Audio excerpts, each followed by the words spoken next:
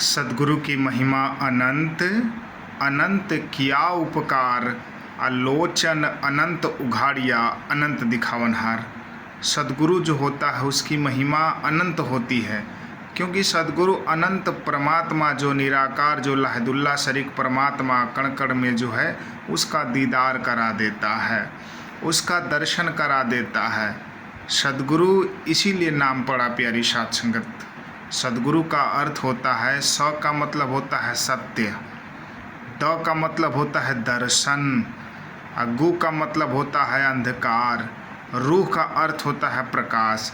सद्गुरु क्या करता है? सत्य परमात्मा का बोध कराकर हमारे मनों से जो भ्रम का अंधकार छाया होता है उस भ्रम से निकालकर इस रूह रानी आत्मा में प्रकाश निराकार का ज्ञान भर देता है।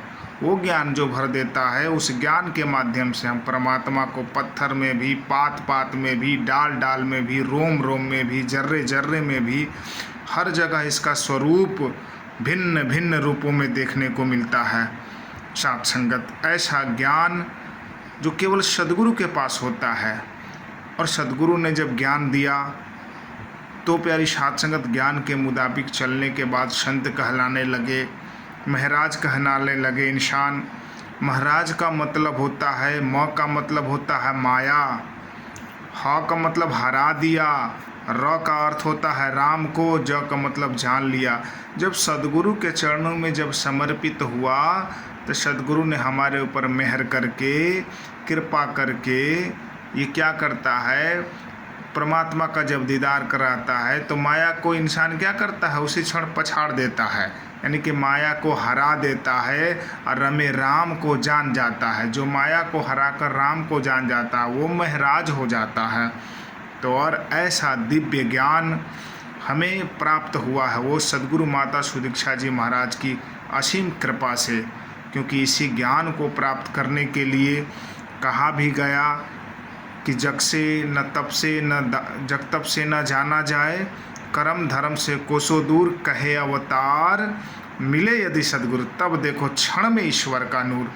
तो साध संगत, इसको पाने के लिए जग नहीं करना पड़ता, तप नहीं करना पड़ता, व्रत नहीं करना पड़ता, उपवास नहीं करना पड़ता। क्या करना पड़ता है?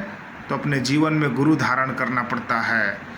जब अपने जीवन में गुरु धारण कर लेते हैं, गुरु के चरणों में नतमस्तक हो जाते हैं, जो हमारे अंदर काम है, क्रोध है, मद है, लोभ है, ईर्ष्या है, द्वेष है, ये गुरु के चरणों में जब आते हैं, नतमस्तक होते हैं, तो इसको छोड़ देते हैं गुरु के चरणों में। जब जी गुरु के चरणों में छोड़ते हैं तो गुरु क्षण में हमारे ऊपर कृपा करके ये परमात्मा का बोध करा देता है। इसके लिए कोई बहुत बड़ा कर्म कांड करने की ज़रूरत नहीं। ये भक्ति जो है सहज अवस्था भी है। भक्ति का दूसरा नाम समर्पण होता है। तो जो गुरु के चरणों में समर्पित होता है, अर्पित होता है, अपना मान सम्मान नहीं देखता, सीधा निष्कपट भाव से गुरु के चरणों में जाप गिर पड़ता है, तो गुरु इस दिव्य दृष्टि देकर जो पूरे ब्रह्मांड का मालिक, चराचर जीव में बसने वाला, रोम रोम में बसने वाला, उस परमात्मा का बोध कराकर इस आत्मा का कल्याण करा देता है और इस आवागमन से मुक्त करने का रास्ता भी, मार्ग भी बता देता है। और ज्ञान लेने के बाद ये जीव सद्गुरु के बताए हुए मार्ग में जब चलता है तो इस 84 लाख योनि से मुक्त हो जाता है।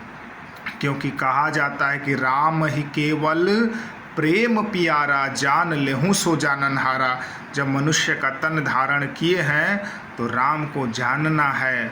वो राम जो सभी जगह ब्रह्मांड में सभी जगह रमा हुआ है, उस राम का दर्शन केवल सद्गुरु कराता है।